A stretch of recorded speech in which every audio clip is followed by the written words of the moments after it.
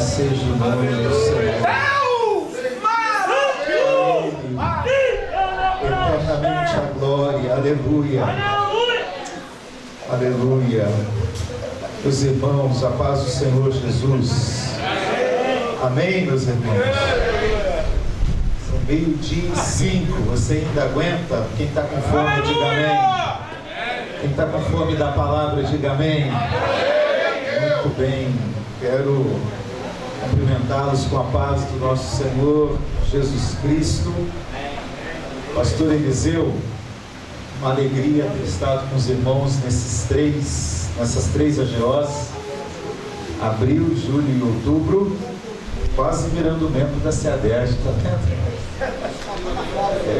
Eu quero agradecer a Deus pelo privilégio de estar com vocês nesses 3 encontros, também ter estado lá no aniversário da IADESG, em Bom Sucesso, em Itaguaí também estive, a igreja do pastor Moisés. Uma alegria, muito obrigado pela hospitalidade, pelo carinho dos irmãos. Espero agora, eu sei que vocês vão dar um tempo de mim, mas que no futuro eu volte, né? Mas que no futuro eu volte para revê-los. Pastor Aziel, que bênção, sou sempre muito abençoado e edificado por mim, seu louvor, e aos demais irmãos, membros aqui da diretoria. Que Deus abençoe a todos vocês, em nome de Jesus. Amém. Antes de eu ler o texto bíblico, aumenta um pouquinho que você já vai ficar alguns minutos em pé. Quero apresentar um projeto que a Sociedade Bíblica do Brasil está lançando para o Dia da Bíblia deste ano. Nós queremos alcançar 1 milhão de pessoas no Brasil recebendo um Novo Testamento como este. Este é o Novo Testamento com salmos e provérbios, com letra grande e com palavra de Jesus em vermelho, e com um encarte aqui no início falando sobre a salvação é para você. Nós acreditamos que a palavra de Deus tem o poder de salvar, de transformar, de libertar. Então nós queremos fazer isso com a igreja. Nós gostaríamos de convidar as igrejas que estão aqui presentes, pastores, presidentes de campo, pastores de igrejas locais. Como vai funcionar? Será um kit com 3 novos testamentos. Uma capa de luxo, como essa daqui, uma capa de couro, os pastores podem ver aqui, e 2 de capa brochura, ou seja, você pode doar para aquele que se converteu dentro da igreja, para você quer evangelizar um parente, alguém especial para você, e você quer dar algo um pouquinho melhor, você pode dar esse aqui. E os outros 2 serão da capa brochura, uma capa de livro que nós temos para Bíblias populares. Então, 3 Novos Testamentos, 1 de luxo, 2 brochura, mas o miolo aqui, o conteúdo é o mesmo. Esse kit vai custar R$ 8,50. Ou seja, cada Novo Testamento, letra grande, 1 de luxo, com palavra de Jesus em vermelho, está saindo a R$ 2,83. Quanto é a passagem de ônibus? R$ 5, R$ 6. Você vai pagar a metade de uma passagem de ônibus para evangelizar com a palavra de Deus. Nós estamos fazendo uma venda antecipada. Eu tenho 40 mil kits para o Rio de Janeiro. Já vendemos 20 mil kits, só temos 20 mil. Então, se alguém tiver interesse, você vai procurar, vem cá, Júlio, por favor. Você vai procurar o Júlio, que é o nosso vendedor, ele está ali fora, no estande da SPB. Procure o Júlio, faça o contato, tem que fazer o cadastro da igreja lá, fazer a compra antecipada para você reservar, porque eu acredito que em menos de 30 dias, esses 40 mil kits, que dá 120 mil Novos Testamentos, já serão distribuídos aqui no Rio de Janeiro, tá certo? Nós fizemos uma cota para o Brasil e o Rio ficou com 40 mil kits. Então, se você quer envolver a sua igreja numa evangelização, em doação desse material bíblico, no Dia da Bíblia, nos procure, tá certo? Também temos aqui, ó, a Bíblia, essa é a Bíblia brochura que eu falei, né, essa capa, R$ 6,40, a Bíblia completa para evangelização, R$ 13, Bíblia capa dura, tem várias capas ali para jovens, adolescentes, para dar de presente.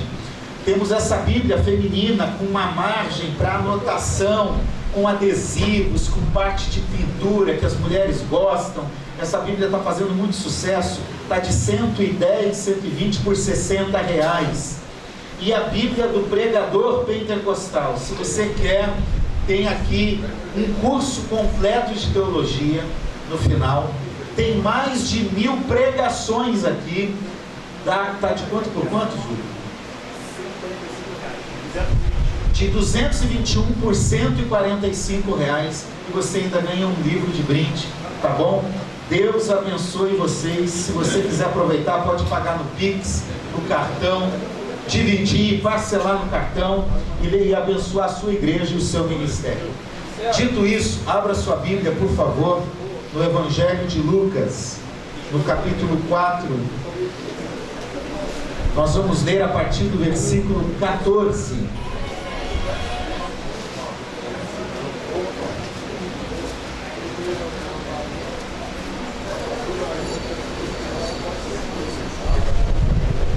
Evangelho de Lucas, capítulo 4, versículo 14.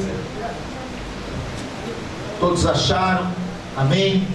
Podemos ler. Talvez a minha tradução esteja um pouco diferente da sua. Minha tradução é a Nova Almeida atualizada, uma tradução também chancelada pela CGADB, como uma segunda tradução das Assembleias de Deus no Brasil. Se você ainda não conhece, vale a pena conhecer. Temos essa tradução no nosso stand ali. Diz o seguinte, a palavra de Deus: então Jesus, no poder do Espírito, voltou para a Galileia, e a sua fama correu por toda aquela região, e ensinava nas sinagogas, sendo elogiado por todos. Jesus foi para Nazaré, onde havia sido criado, e num sábado entrou na sinagoga, segundo o seu costume, e levantou-se para ler. Então lhe deram o livro do profeta Isaías, e abrindo o livro, achou o lugar onde está escrito: o Espírito do Senhor está sobre mim, porque Ele me ungiu para evangelizar os pobres, enviou-me para proclamar libertação aos cativos e restauração da vista aos cegos, para pôr em liberdade os oprimidos e proclamar o ano aceitável do Senhor. Tendo fechado o livro, Jesus o devolveu ao assistente e sentou-se. Todos na sinagoga tinham os olhos fixos nele. Então Jesus começou a dizer: hoje se cumpriu a escritura que vocês acabam de ouvir. Oremos. Pai, nós te louvamos porque o Senhor é bom e porque a sua misericórdia dura para sempre. Nós te louvamos por Cristo Jesus, o nosso Senhor e Salvador, o Deus que se fez homem e morreu em nosso lugar e pagou a nossa dívida. Nós te louvamos pela grande obra na pessoa de nosso Senhor Jesus Cristo. Nós te louvamos por tua igreja, porque somos parte do teu povo, e nós te louvamos por tua santa e bendita palavra. Fala conosco, ministra o nosso coração. Ó Senhor, converta-nos a cada dia por meio da tua palavra, edifique a nossa fé, restaure a nossa vida, renova o nosso espírito, e que o teu nome seja glorificado, em nome de Jesus. Amém e graças a Deus. Pode se sentar, fique com a sua Bíblia aberta, por favor.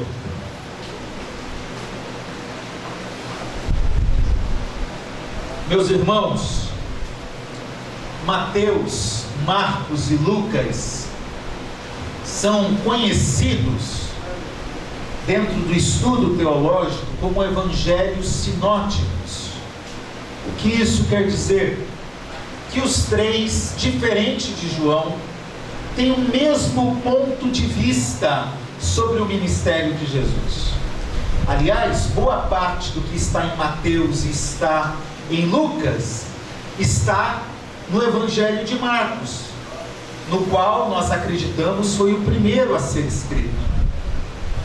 Então, os 3 evangelistas, às vezes nós estamos lendo as mesmas histórias, com algumas palavras diferentes. Lucas e Mateus, mais especificamente, são 2 evangelistas que descrevem o início do ministério de Jesus da mesma forma, no mesmo tempo e no mesmo modelo. Eles descrevem aqui a partir do capítulo 3, se você voltasse um pouquinho, você poderia ver isso. Jesus é batizado por João Batista, e logo depois é tentado no deserto, capítulo 4, e aí ele inicia de fato o ministério público, indo para a região da Galileia. Nazaré é uma pequena cidade, na época um pequeno vilarejo de 300, 400 pessoas aproximadamente, na Galileia, uma região menosprezada pelos judeus de Jerusalém. Aqui nós já temos um exemplo. Jesus vai ao encontro das necessidades das pessoas e não aonde ele vai ter mais holofote. Porque se fosse eu, Assir de Jerônimo Júnior, eu pensaria em começar o meu ministério em Jerusalém, o centro religioso daquela época. Eu pensaria em começar o meu ministério no templo, o centro de adoração do povo daquela época. Mas Jesus não faz isso, porque Jesus não está preocupado com a aparência religiosa. Jesus está indo ao encontro das pessoas necessitadas, e aonde há uma pessoa necessitada, Jesus vai ao encontro dela. O texto que nós lemos diz que Jesus chega em Nazaré. Nazaré é o lugar onde Filipe já tinha dito: pode vir alguma coisa boa de Nazaré? É lá, onde ninguém espera nada, que Jesus vai começar. O texto bíblico diz que ele entra na sinagoga. A sinagoga era o lugar do culto da religião judaica daquela época. Sinagoga no hebraico quer dizer casa de reunião, de oração. No grego quer dizer casa de estudo, de aprendizado, lugar de aprender a conduta, a vida. E Jesus entra na sinagoga. O trâmite litúrgico, a forma de funcionamento do culto da sinagoga acontecia sempre que um grupo mínimo de 10 a 20 pessoas estavam reunidas. Ali poderia ter um momento de culto. O culto na sinagoga envolvia a leitura da Torá, ou seja, o Pentateuco, os livros de Moisés, os primeiros 5 livros da Bíblia, que eram retirados da arca e eram colocados numa parte, transportados até uma espécie de púlpito que é chamado de Tebá, onde as pessoas poderiam ler as escrituras.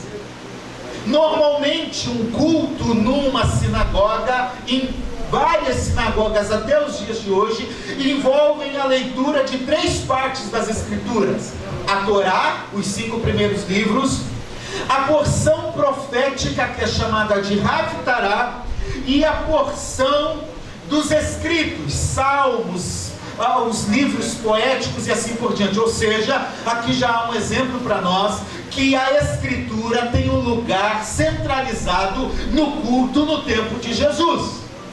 Ainda que todos os atos de culto sejam importantes, nós precisamos entender a centralidade das escrituras. Eu estou fazendo a introdução histórica para você entender. Agora, Jesus é convidado pelo presidente daquela sinagoga, pelo líder da sinagoga, para ler as escrituras.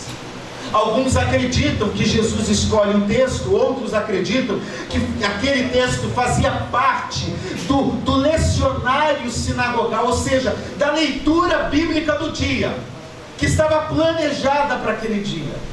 E de fato, parece-nos que é exatamente isso. Era o texto já no calendário litúrgico, no calendário programado para se ler naquele dia. Então não se trata de uma coincidência ou de uma escolha intencional de Jesus, mas de algo profético, planejado por Deus, para que naquele dia, naquele momento, naquela sinagoga, Jesus lesse a Escritura que está do versículo 18 ao 19, fazendo referência ao que Isaías profetizou cerca de 700 anos antes. A profecia tinha a ver com a libertação do exílio e apontava para a vinda do Messias. Então olha comigo o que está acontecendo. Jesus chega na sinagoga, ele é convidado para ler. O texto planejado na liturgia daquele dia era Isaías, capítulo 61. Jesus vai ler. Normalmente era um rolo, não era um livro como esse. Tirava de uma estante na lateral, trazia o rolo, abria o rolo em cima da tebá, em cima do púlpito, e aí começava a ler em pé as Escrituras. Jesus começa a ler: o Espírito do Senhor está sobre ele. E começa a discorrer tudo o que nós já lemos. Versículo 20 diz que Jesus devolve o rolo para aquele que está ajudando, o obreiro do dia. As pessoas se assentam para ouvir, e aí Jesus começa a pregar, a explicar o que ele tinha lido. Vai comigo. A explicação plausível, normal até aquele momento, para qualquer líder judeu daquela época, era dizer: quando o Messias chegar, quando o Messias vier, a profecia de Isaías vai se cumprir. O Espírito estará sobre ele. Ele evangelizará pobres, todas as pessoas.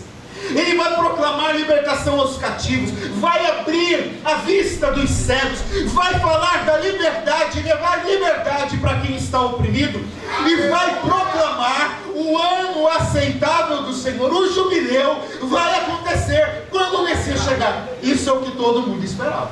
Aleluia. Diz o versículo 21 que Jesus fez diferente.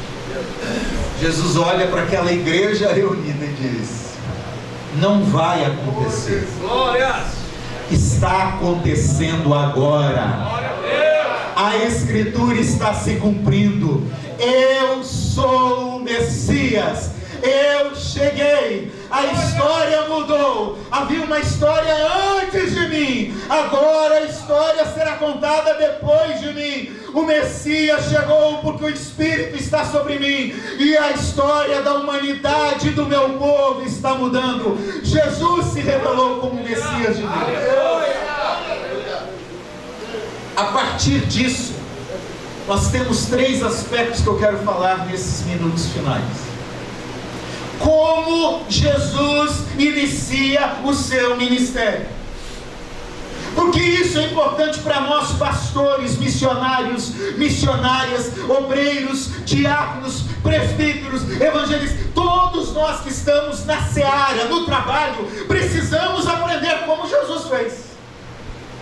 Qual é a primeira lição de Jesus? Olhe comigo, por favor, a sua Bíblia. No versículo 17 diz: então lhe deram o livro do profeta Isaías, e abrindo o livro, achou o lugar onde está escrito. A primeira lição de Jesus ao iniciar o seu ministério foi abrindo a palavra, foi se alicerçando na palavra, foi olhando para o que a palavra de Deus diz. Mais do que isso, João capítulo 1, versículo 1 até o 14 diz: ele é o verbo, ele é a palavra de Deus que se encarnou. O verbo se fez carne e habitou entre nós. Jesus é a palavra que lê as Escrituras. Que coisa maravilhosa! É a única vez na Bíblia que a gente vê isso. A palavra lendo a palavra. Glória. Mas isso não é coincidência, meus irmãos. Jesus inicia o seu ministério não sobre as regras judaicas, não nos partidos daquela época, fariseus, saduceus e todos os outros. Jesus não vem para agradar o povo ou a religiosidade daquela época. O ministério do Senhor Jesus Cristo está fundamentado em tudo que Deus já havia dito, está fundamentado na palavra. O seu ministério era o cumprimento da palavra de Deus. A palavra é o referencial de missão. Ele está dizendo, isso aqui que Isaías profetizou com um aspecto missionário é o que eu vou realizar. Glória! A palavra de Deus é o seu referencial de ética, quem ele era, é o seu referencial de comportamento, tudo que ele fazia. Agora veja comigo, repito, João capítulo 1 diz que ele é a palavra. Então, em tese, Jesus não precisava ler a palavra. O Antigo Testamento não tem a ver com Israel.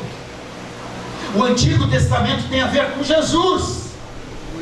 Às vezes a gente acha que Jesus só está no Novo Testamento. Não, esse é um engano. Toda a Bíblia, de Gênesis 1 a Apocalipse 22, tem a ver com Jesus. O ser humano foi criado, Gênesis 1 e 2. O ser humano caiu no pecado, Gênesis 3, versículo 15. Olha, vocês caíram, mas eu já estou providenciando a solução. Aquele que será propício, vai nascer o descendente da mulher, que vai pisar na cabeça da serpente.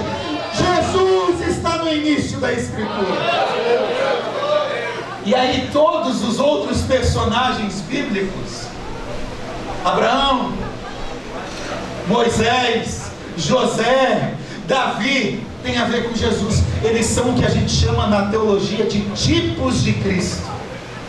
Eles não são perfeitos, mas eles apontam para a vinda daquele que seria perfeito.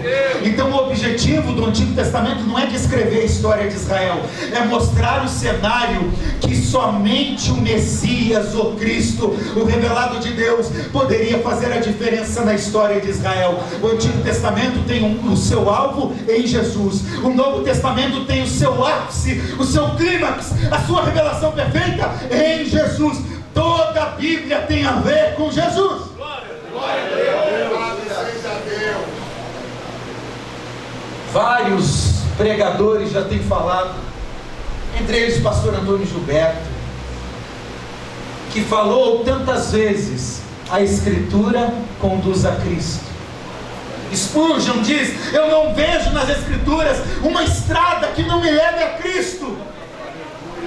Então, meus irmãos, quando eu leio a Bíblia, não é para mera especulação teórica, não é para acúmulo de conhecimento, ainda que isso aconteça. Quando eu leio a Bíblia, eu leio Jesus. Ele é a base da história, Ele é o primeiro, Ele é o último, Ele é o alfa, Ele é o ômega, Ele é o Senhor de todas as coisas, Ele é o Criador, Ele é o sustentador, Ele é o Salvador, Ele é aquele que ama, Ele é aquele que cura, Ele é aquele que salva, Ele é aquele que restaura, Ele é aquele que veio, Ele é aquele que batiza com o Espírito Santo. Tudo tem a ver com Ele, tudo é para a glória dEle, tudo é para o louvor da sua existência.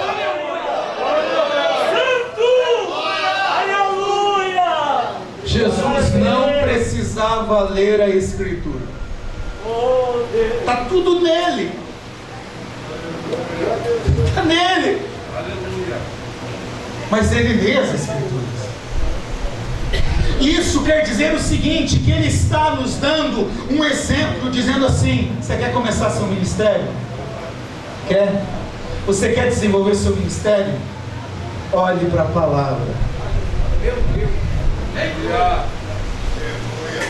Nós corremos o sério risco de se afastar da Bíblia rapidamente. Nós podemos cair num espírito desse tempo que se chama pragmatismo. O que é o pragmatismo, pastor? Pragmatismo é fazer o que dá certo e não o que necessariamente é certo. Meu Deus.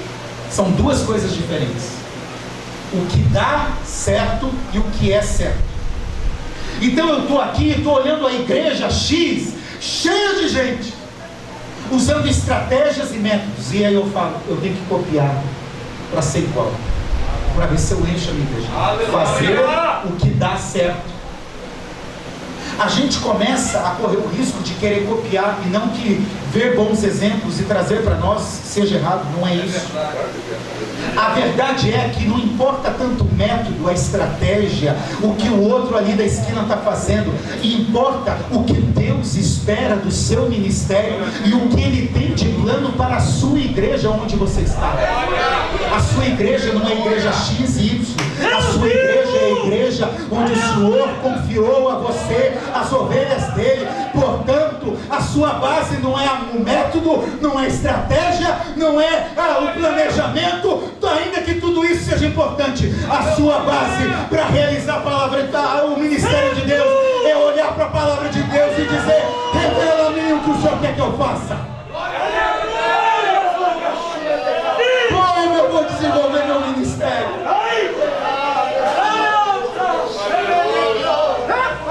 Voltemos para a Bíblia, meus irmãos. Voltemos para a palavra de Deus. Aleluia! Um pastor no Brasil fez uma pesquisa. Ele constatou que cerca de 51% dos pastores no Brasil, isso em 2015, 2016, já leram a Bíblia toda pelo menos uma vez na vida. Só que isso quer dizer que 49% dos pastores, quase metade dos pastores que estão no nosso país, nunca leram a Bíblia toda. É um médico que não conhece o corpo humano. É o bombeiro que não sabe a técnica de apagar o fogo. Glória a Deus. Assim é o pastor que não conhece a palavra de Deus.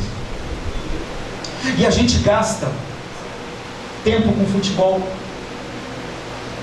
tempo com filme, com Netflix, com porcaria. Eu não estou dizendo que isso seja ruim ou bom, que seja santo ou não santo. Eu não estou dizendo isso, eu estou dizendo que a gente está gastando muito tempo.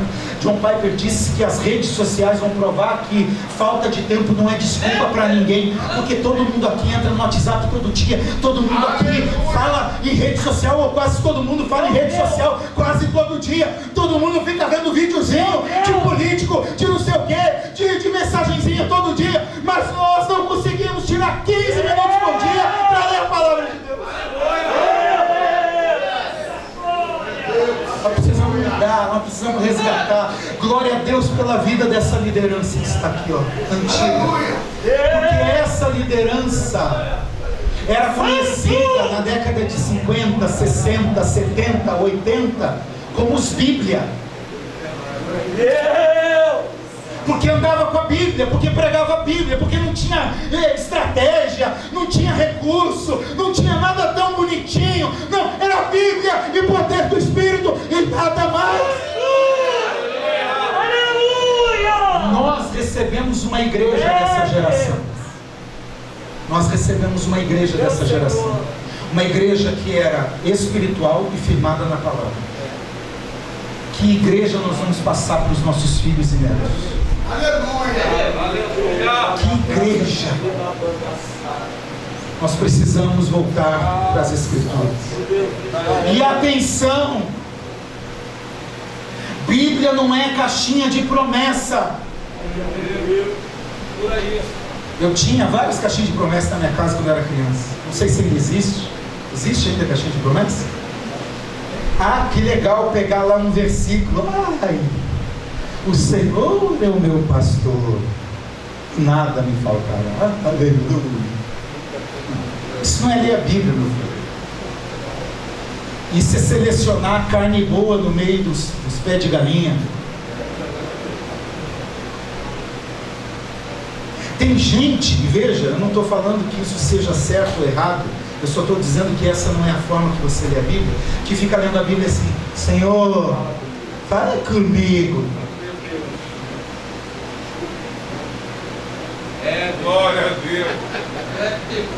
É tão bom quando sai assim: e Judas foi e se enforcou. Oh, não é de Deus não. Vamos de novo. Vai tu e faz o mesmo. Para comprovar. O que tem para fazer, faz depressa. É claro que eu estou brincando, mas isso não é jeito de ler a Bíblia. Ainda que eu já tenha lido assim, ainda que no momento de aflição eu falei, Senhor, fala comigo. E ele fala assim também. Mas eu estou dizendo que esse não é o meio que o crente, que o pastor, que o líder lê a Bíblia. Pastor não lê só a Bíblia quando tem que preparar a pregação da noite. Ele não lê a Bíblia só para preparar a pregação, ele lê a Bíblia para se relacionar com Deus, para conhecer a vontade de Deus, para ministrar na sua vida. Então, mais do que ler a Bíblia com as promessas a favor de mim, eu tenho que ler a Bíblia confrontando o meu eu, confrontando o meu pecado, dizendo: sim, Jesus, rasga esse coração, converte esse coração, muda a minha vida. Eu tenho que ler a Bíblia contra mim também. O meu povo é destruído porque lhe falta conhecimento. Meu Jesus! Um dos problemas da igreja evangélica brasileira dos dias de hoje é porque os pastores não pregam mais a Bíblia. Teologia da prosperidade tomou conta. Estava nas igrejas neopentecostais, entrou nas igrejas pentecostais, porta dentro. Não sei se já falei uma das vezes que preguei, mas vou falar de novo. Jesus não morreu na cruz para me dar carro zero, apartamento novo, emprego de sucesso. Se isso vier, glória a Deus, aleluia, tudo vem dele, porque o homem não recebe nada se do céu não for dado. Mas Jesus morreu na cruz para perdoar os meus pecados, escreveu meu nome no livro da vida e me dá a eternidade toda ao lado dele. Agora, a irmã mais nova da teologia da prosperidade tem outro nome, é coaching. Enquanto o evangelho diz esvazie a si mesmo, o coaching diz empodere-se. Enquanto o evangelho diz é na tua fraqueza que eu me fortaleço, o coaching diz você pode, você é poderoso. Enquanto o evangelho diz você depende de Jesus, da graça, da presença dele, não da tua técnica, não da tua oratória, o coaching diz você pode usar palavras corretas, usar chaves de acesso para conquistar as pessoas. São opostos. Não estou dizendo do coaching aí no mundo dos negócios que tenha, eu particularmente não sou muito chegado, mas que tenha. Eu estou dizendo quando o coaching, quando a prosperidade toma o lugar do culto, e a palavra de Deus é uma mera desculpa. A gente lê um texto para encontrar uma desculpa. Não, está aqui, ó. Nós precisamos voltar para a palavra de Deus. Tudo está centrado na palavra de Deus. Quando eu comecei a namorar com a minha esposa,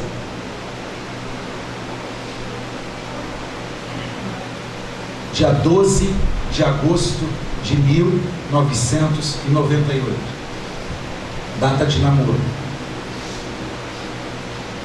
Dia 13 de manhã, eu liguei para uma floricultura, que minha mãe sempre amou receber flores. Manda um buquê de rosas. Não tinha dinheiro nem para ir até a esquina, mas juntei dinheiro para comprar um buquê de rosas para namorar. Tive que conquistar, né? Ela foi visitar a minha igreja, eu fiquei de olho. Ela cantava, eu sou músico, eu tocava. Tá dando certo esse negócio. Uma semana de namoro eu pedi ela em casamento. Mas no segundo dia eu mandei um buquê de rosas. A floriculturista falou para mim: você quer que mande um cartão? Eu falei: quero, pode mandar um cartão. O que eu escrevo no cartão? Eu falei: escreve alguma coisa aí, assina meu nome. Tinha 18 anos de idade. Chego à noite para ver, empolgado, falando: ela deve ter amado as rosas. Cheguei e falei: e aí, tudo bem? Tudo. Gostou das rosas? Gostei. Mas o que você quis dizer com aquilo que você escreveu no cartão? E eu: então... Eu devolvi a pergunta e falei: o que você entendeu com aquilo que eu escrevi no cartão? Ela falou, eu falei, deixa eu te confessar. Eu não escrevi o cartão. Eu só pedi para assinar. Ela falou, já que você está confessando já no segundo dia de namoro, deixa eu te confessar, eu não gosto muito de flor, não. Me manda chocolate da próxima vez. Aleluia! Peraí, minha mãe ama receber flor. Mas eu vou te mostrar daqui uns dias por quê. Alguns dias depois estou na casa dela, as rosas estão feias, murchas, queimadas, no lixo e com um cheirinho não tão bom. Ela falou, viu por que eu não gosto de rosa?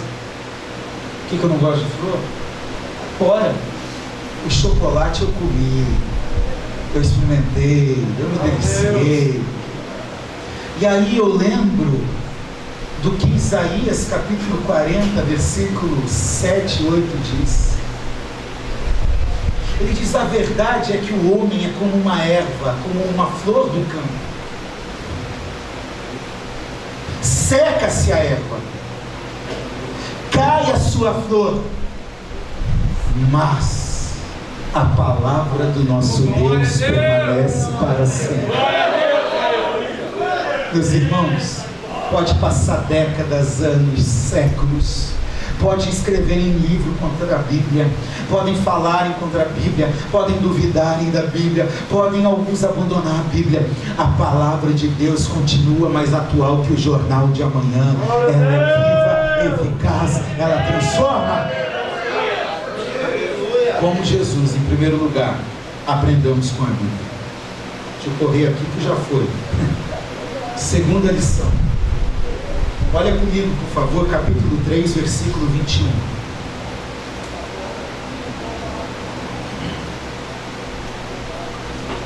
Ao ser, 22. O Espírito Santo desceu sobre ele em forma corpórea como pomba. Capítulo 4, versículo 1. Jesus, cheio do Espírito Santo, voltou do Jordão e foi guiado pelo mesmo Espírito no deserto. Versículo 14. Então Jesus, no poder do Espírito, voltou para a Galileia. Versículo 18. O Espírito do Senhor está sobre mim. Olhe para mim. 1, 2, 3, 4, 5 vezes. Lucas diz o seguinte: o Espírito desceu sobre Jesus. Jesus estava cheio do Espírito. Jesus foi guiado pelo Espírito. Jesus estava no poder do Espírito. O Espírito do Senhor estava sobre Jesus. A segunda lição para nós realizarmos o ministério nos dias de hoje é estarmos dependentes do Espírito Santo. Pastor, você está falando algo normal. Nem tanto. Sabe por quê? Você é o meu querido. Eu não canto, mas a gente aprende a cantar, não aprende? Aprende técnica vocal. A gente aprende a tocar. Eu sou músico. Notas menores mexe com o ambiente, mexe com o coração. A gente aprende a pregar. Técnicas de oratória. Nós aprendemos a fazer tudo na igreja. Nós aprendemos a planejar. O que eu estou querendo dizer é que nós corremos o risco de cantar, de pregar, de testemunhar, de fazer qualquer coisa na igreja sem depender do Espírito Santo de Deus. Porque a gente aprendeu a fazer. Não precisa muito, eu prego desde os meus 13 anos. Eu estudei mais de 10 anos de teologia. É só eu abrir a Bíblia aqui, em qualquer texto eu vou pregar. E quando nós aprendemos a técnica, nós corremos o risco de não depender mais do Espírito. Porque a gente consegue sensibilizar o ambiente, mexer com as pessoas, usar frases clichês que muitas vezes nós pentecostais temos. Segura o mistério. Já mexe com o povo. Opa. Olha o mistério. Clichê.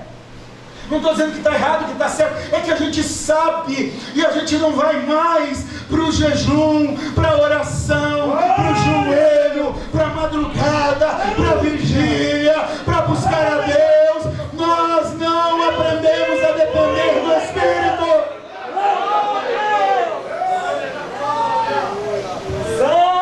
Nós precisamos depender das luzes. Que não seja eu pregando, mas seja o Espírito. Que não seja você cantando, seja o Espírito. Que não seja eu falando, tocando, aconselhando, servindo, mas seja o Espírito de Deus. Aleluia! Aleluia! Planeje, tenha suas técnicas, use da oratória, mas dependa em primeiro lugar do Espírito Santo. Aleluia! Tem igrejas que o Espírito Santo está do lado de fora porque ele não tem mais lugar dentro dela. Tem pregações que estão vazias de Deus porque o Espírito Santo não está colocando as palavras na boca do profeta e do pregador. Aleluia. Cuidado com o profissionalismo no púlpito ou na igreja. Jesus era Deus. Nós acreditamos que mesmo na sua encarnação ele era 100% Deus, 100% homem. Ele em nenhum momento deixou de ser Deus. Ele abriu mão, conforme Filipenses 2, das suas prerrogativas divinas, mas ele não deixou de ser Deus.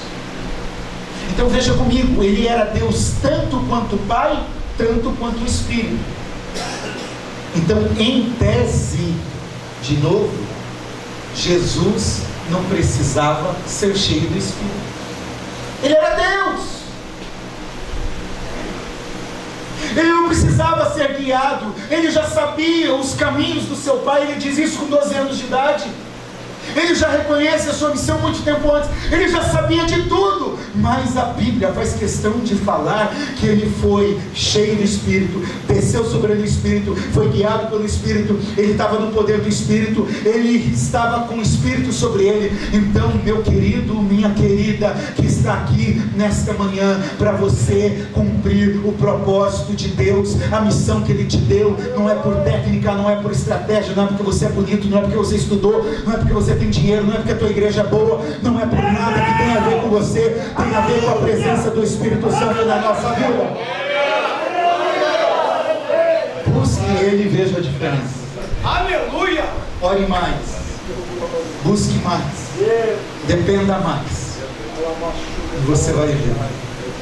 A minha oração nesse ano tem sido: Senhor, me ensina a depender de Ti. Glória a Deus! Porque eu conheço esse miserável homem que sou.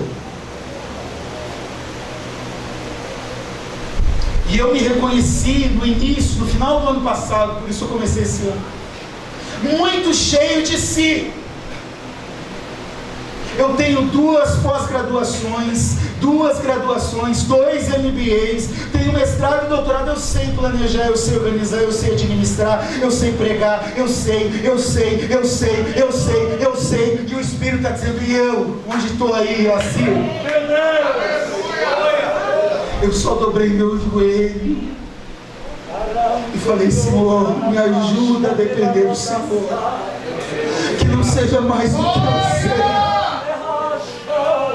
seja o que o teu Espírito quiser atuar, como ele quiser atuar. Se o Senhor quer que eu pregue, eu vou. Se não quer, eu não vou. Se o Senhor quer que eu fale, eu vou falar. Se não quer, eu não vou falar. Eu vou abrir mão da minha sabedoria humana para buscar as coisas lá do alto.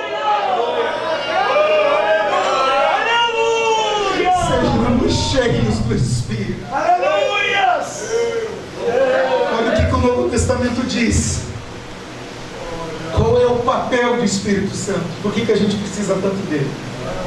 A Bíblia diz que é ele que convence do pecado, da justiça e do juízo. Glória a Deus! Não é tua pregação bonita que vai convencer alguém. Não é. É o Espírito entrando e falando: você é pecador, levanta tua mão e recebe Jesus. A Bíblia diz que ele é o consolador em tempo de luta, de problema, de pandemia, de Covid, de desastres, de tanta luta na vida. Ele é o meu consolador, ele vai me consolar. A Bíblia diz que ele é a companhia. Eu não preciso num templo sagrado, na cidade sagrada. O Espírito Santo habita em nós. Quando você está no mercado, ele está lá. Quando você está na rua, ele está lá. Quando você está na igreja, ele está lá. Quando você está em casa, ele está lá. Quando você está brigando com o marido, com a mulher, ele está lá. Ele está lá. Nós precisamos do Espírito Santo porque ele é companhia. Aleluia! Nós precisamos porque olha o que diz o versículo 14: no poder do Espírito. Jesus recebeu o poder do Espírito para realizar as curas e tudo que ele realizou. Nós precisamos do poder do Espírito. Meu Jesus! Não foi combinado, eu nem sabia que essa geração antiga estaria aqui. Mas eu estou com saudade de cultos onde as pessoas eram curadas na hora. Glória a Deus! Onde todo culto tinha batismo no Espírito Santo. Não era só no culto de avivamento, no congresso. Não, era no culto de oração, era no culto de doutrina, era no culto de sábado, de domingo, de semana. Todo dia era dia do poder. Ultimamente parece que a gente fez uma agenda: Senhor, aqui no aniversário da igreja o Espírito Santo pode descer e batizar. Não é? Nós precisamos desse poder do Espírito. Atos 10:38 diz que o Espírito Santo ungiu a Jesus de Nazaré. Unção é a presença de Deus. Meu irmão, você falar por si mesmo é uma coisa, você falar com a presença de Deus no ambiente, conduzindo a tua fala, é outra. Nós precisamos da unção. 1 Coríntios 12:14 diz que é o Espírito que dá dons à igreja. Dom de língua, interpretação, visão, profecia, dom de maravilha, dom de cura. Os dons são concedidos pelo Espírito. Nós precisamos do Espírito. A Bíblia diz que é o Espírito que intercede por nós com gemidos inexprimíveis nos nossos momentos de luta. Nós precisamos do Espírito. A Bíblia diz que ele nos guia à verdade, que ele aponta para Jesus. Nós precisamos do Espírito Santo de Deus na nossa vida. Então, busque o Espírito Santo. Deixa eu correr e terminar. Passar para frente. Terceiro lugar para acabar.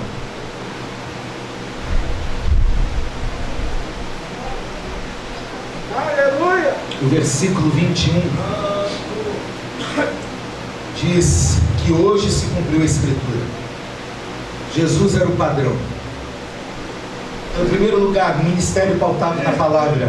Em segundo lugar, o ministério cheio do Espírito. Em terceiro lugar, o ministério que tem como modelo Jesus. Nós vivemos uma ditadura da idolatria. O ser humano gosta de ser igual e o nosso mundo é uma arena para a idolatria. É só olhar esses programas de TV aí, Ídolos, Big Brother, essas porcarias todas que passam na TV.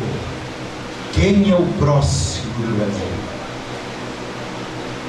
Esses dias eu vi uma reportagem dizendo que um certo sujeito, eu não lembro o nome, estava entre os 10 mais influentes do mundo, numa revista séria. Mas quem é esse cara? Eu nunca ouvi falar dele. Pesquisei o nome no Google, acho que foi o ganhador do último Big Brother. Arena para idolatria. Nós vivemos uma cultura de celebridade. Quem é pastor aqui, levante a sua mão. Que Deus nos guarde. Porque tem muito pastor arrogante por aí, que quando chega é um Deus.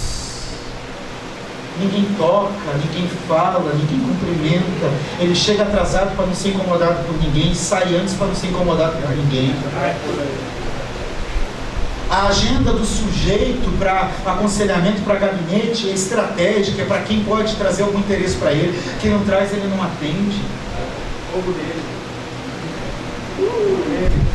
Que está acostumado com a mídia, com o oba-oba, que gosta de aparecer no púlpito, é uma beleza, é uma doçura, é um homem de Deus, mas passa pela pessoa de fora e não dá nem bom dia, nem boa tarde, nem paz do Senhor. Uma vez eu fui convidado para pregar numa igreja em uma outra cidade aqui do Rio de Janeiro. Eu cheguei, não tinha quase ninguém. Eu entrei, sentei e fiquei quietinho. Não fui maltratado, mas fui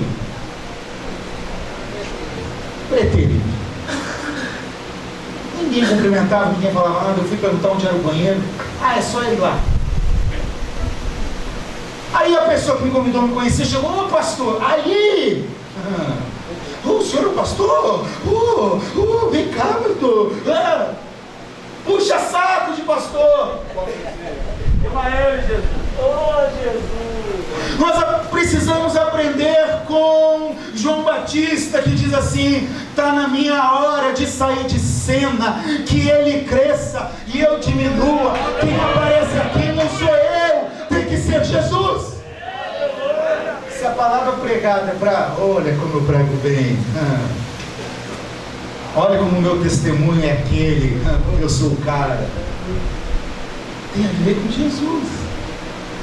Se as pessoas não nos ouvir pregar, cantar, testemunhar, não edificam a fé e não amam mais Jesus, não foi para Deus, foi para nós mesmos, foi para a glória humana. E toda a glória humana é vanglória, é uma glória vã.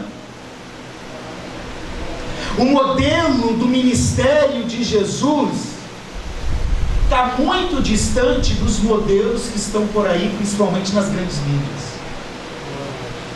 Porque o modelo do ministério de Jesus, dos seus 3 anos, é de serviço, é de buscar o marginalizado, o excluído, o pobre, o cego, o paralítico, o leproso, aquele que não presta, a mulher samaritana, a mulher adúltera, o pecador, o cobrador de impostos, o perdido, o abandonado. A gente quer pegar as coisas boas. Jesus fez um ministério de serviço. Ele se ajoelhou, ele se prostrou para lavar os pés, ele mostrou o caminho. O ministério que nós temos não tem a ver com status, com poder, com hierarquia, com manipulação, tem a ver com submissão, com serviço. O ministro no grego é ruperetes, é aquele que serve, é aquele que é um criado, é aquele que é um rebaixado. O título de PR na frente do meu nome não é para trazer hierarquia e poder ao meu nome, é porque eu devo ser o menor de todos, eu devo servir melhor, eu devo cuidar das ovelhas de Jesus. Deus vivo! Aleluia! Deve mover em mim a mesma compaixão de Jesus. Multiplicação dos peixes e dos pães. Os discípulos querem livrar Jesus do problema. Jesus, manda esse povo embora, Jesus. Fala para eles ir aí pelas aldeias, no caminho eles vão comprando coisas, vão comendo. Por favor, Jesus. Jesus já tinha pregado, já tinha ensinado, já tinha curado. Mas sabe o que agora precisava? O texto de Marcos diz: mas Jesus tinha compaixão deles, porque eram como ovelhas sem pastor. O que conduziu o ministério de Jesus foi compaixão e serviço. Jesus não estava nem aí com o Sinédrio, com os 72 grandes líderes religiosos de Israel. Jesus estava aí, estou nem aí. Jesus ia no templo e pregava. Se expulsavam ele ia para fora do templo e pregava. Ele não estava aí com lugar, com status, com o poder da religião da sua época. Jesus queria servir e amar pessoas, e ele fez isso por mim, por você. Porque eu sei das minhas limitações, dos meus pecados, das minhas falhas, mas Deus prova o seu amor para conosco pelo fato de ter Cristo Jesus morrido por nós, sendo nós ainda pecadores. Deus. Aleluia. Seu ministério é para servir. Sabe aquela pessoa que ninguém dá nada dentro da tua igreja? Que ninguém valoriza? Jesus valoriza porque tem muito valor para Ele. Aleluia. Nós precisamos amar mais pessoas. Meu Deus. Às vezes nós estamos preocupados com as coisas, com as regras, com tudo, com o bem. Não toca aí, não faz isso, vai quebrar a bateria. A gente está mais preocupado com coisas do que com pessoas. Não estou dizendo que tem que relaxar e deixar qualquer um. Mas eu vi esses dias um pastor, em Vitória do Espírito Santo, o menino foi lá, na hora que ninguém estava vendo, e pegou as baquetas, e começou a bater, e aí um já saiu gritando: ei, sai daí, menino! Imagina o trauma do menino, vou sair correndo. O pastor falou: calma, vem cá, senta aqui no meu colo, pega a baqueta, vamos lá comigo. Olha a diferença. Potencializou naquele menino um futuro baterista. Aleluia. Porque o pastor teve um olhar diferente. Tem um olhar de amor e compaixão pelas pessoas, em nome de Jesus. Fique em pé. Maravilha. Glória a Deus. Glória! Deus eterno! Nós temos um tripé aqui. Louvado Um ministério seja baseado em primeiro lugar na palavra. Segundo no e terceiro no modelo de Jesus. Aleluia. Aí você vai pensar: hoje eu aprendi o segredo do sucesso ministerial. Aleluia. 3 passos para tudo dar certo. Depende do teu ponto de vista. Porque o capítulo 4 diz no versículo 24, Jesus dizendo para o povo de Nazaré: nenhum profeta é bem recebido na sua terra. Versículo 28 diz: e todos se encheram de ira. Versículo 29 diz: e ele foi expulso da cidade. Sucesso com Deus não quer dizer que é sucesso na perspectiva dos homens, mas eu prefiro estar na perspectiva de Deus, nas mãos de Deus, no modelo de Deus, do que no modelo que pode ser só aplaudido pelos homens. O seu ministério não é seu. O seu ministério pertence a Ele. Como presidente da República, Ele escolhe os ministros. Ele põe e tira a hora que quiser o ministro da Saúde, da Educação. O cargo não pertence ao ministro, pertence ao presidente. O teu chamado ministerial não pertence a você, pertence a Ele. Meu Jesus. Ele só convidou você.